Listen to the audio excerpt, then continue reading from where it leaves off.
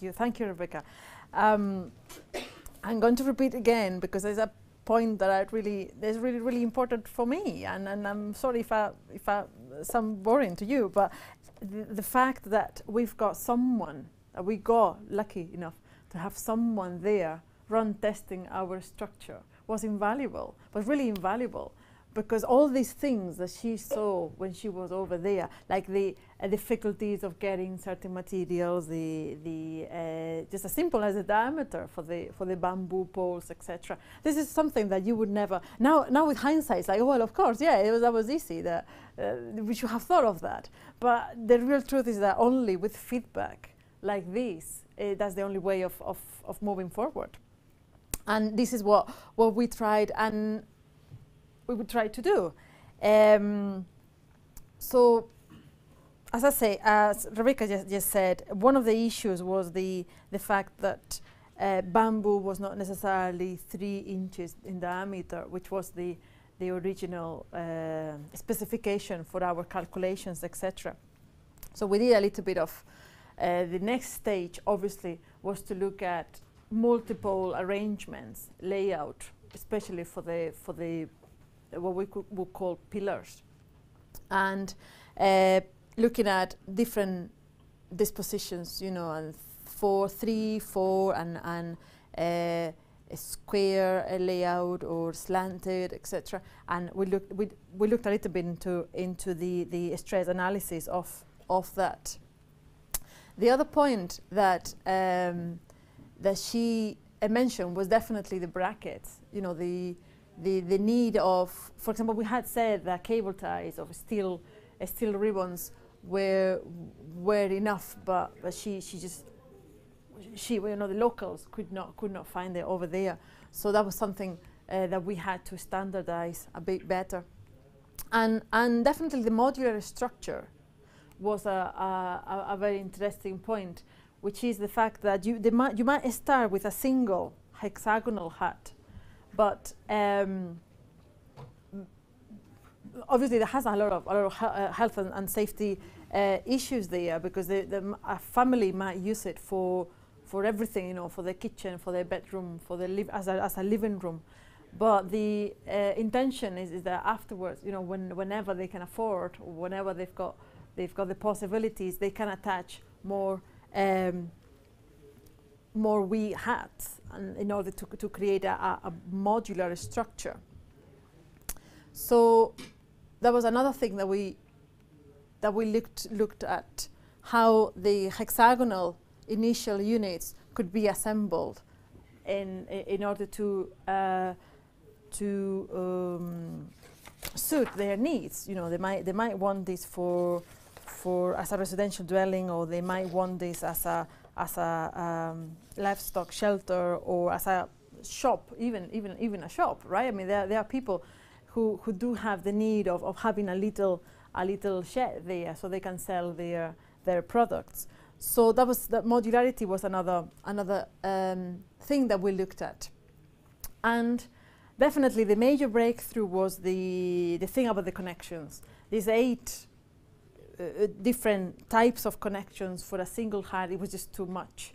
So we had to simplify, we had to find a way of simplifying that into only 3, and then we came up with only a 3 connection type of system. So these 3 connections are universal in that hut. So you only need 3 connections to put together a hut, not only a single hut, not only a hexagonal one, but also with a square connection.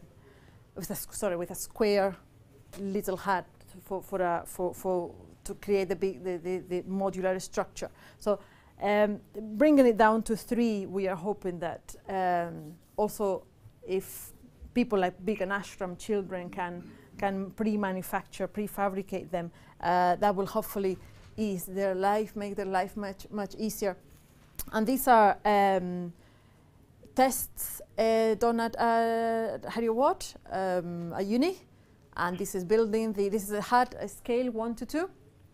This is about 1 meter and a bit tall, as I say, scale 1 to 2, and this is us just testing the universality of those connections there. Right. The material used as roofing, as walls, etc. That was an important aspect. When Rebecca got the instructions, we had not thought of any material. We thought that maybe locals would use cob or just bricks or plaster, which normally they use. But obviously, the exploiting bamboo as a material for the whole hut is very, very interesting for us, especially because, as I said in the beginning, bamboo is cheap and readily available, so they can use it as well as for the structure as a covering material. So this is work done with the University of Leeds, and they are helping us with the energy levels, energy management, comfortability management in these huts. So we have put together a model to simulate how the hut behaves in terms of thermal conditions in India or whatever it is, right? Okay, so with a specific temperature outside and a wind speed and airflow velocities and summertime, daytime, nighttime, and winter time, etc. And it's at the moment what we are doing as of now is validating that model. We've tested the huts in the blissful Scottish weather with horrible winds and snow, and the next minute sunshine and the next minute rain. If there's any Scottish in the room, will know exactly what I'm talking about.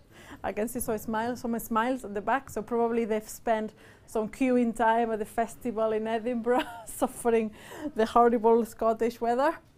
So what I'm trying to say is that we validated the model, and applying Scottish weather conditions, the simulation and the experimental results do much, and a fantastic. We have fantastic conclusions from that work. For example, the one that really blew me away was the fact that an 18mm diameter pole, so about a 3 inches diameter pole of bamboo that we were talking about. So a wall made out of that, like this wall here. Sorry, but you can see here in this picture. This wall here, yeah. Sorry, that's the one in here, yeah. So this has a similar thermal thermal conductivity to 100 millimeters of polystyrene. That's crazy. I don't know. Although maybe obviously you're experts and amazing people at structural things and energy management things, but I thought that was remarkable. It was really remarkable. 100 millimeters of polystyrene has the same thermal conductivity than a 3 diameter bamboo pole wall. I think this is a great potential in here. Remember in the beginning when I showed you a picture and I said, I want you to look at this roof and this corrugated tin. And despite the fact that we all know, even by common sense, that it's horrible roasting temperature if you are in a hut with a corrugated tin roof and the sun shining, middle of the day type of thing, you feel really sweaty and losing the will to live. They still use it, which is amazing. So we obviously run experiments to in a way demonstrate what we already knew, that bamboo without the plastic, the yellow plastic that Rebecca just mentioned, does perform better than bamboo with the plastic and obviously than the tin. And this is really interesting as a kind of proof to the locals on how to what is the best practice.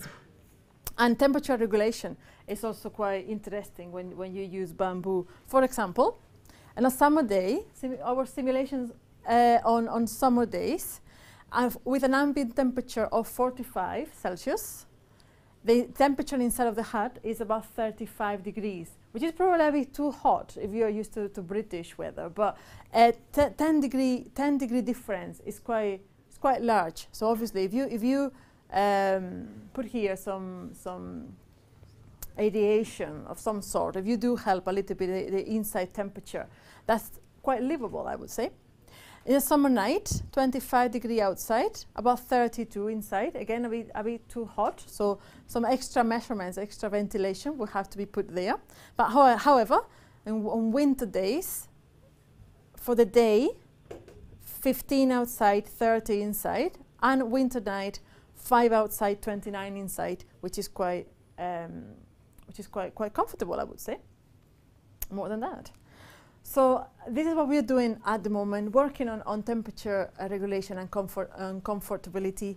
The next thing that I really would like to do, I would like it to happen, is that we've got another opportunity to go and deploy another hut, another bamboo hut, to get more feedback, as I say, invaluable feedback like Rebecca's, that would allow us to take this forward.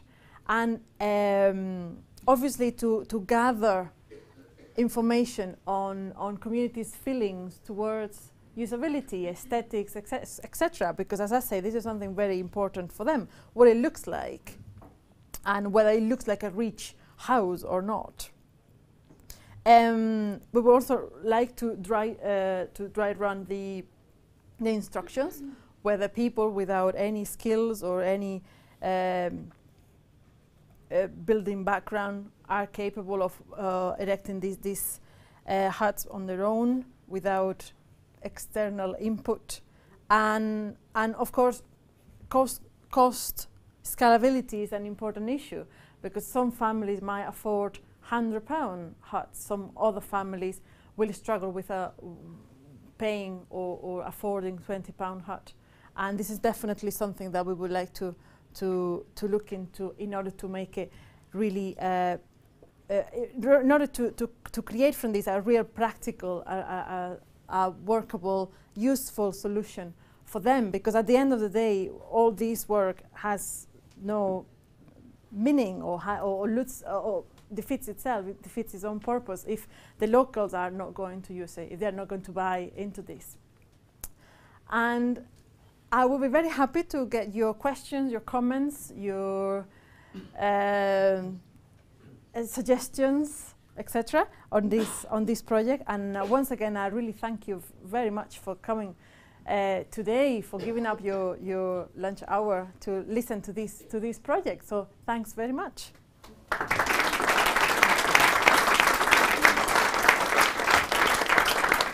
And as I say, if there are any questions or comments, or someone would like to say something, yes, please.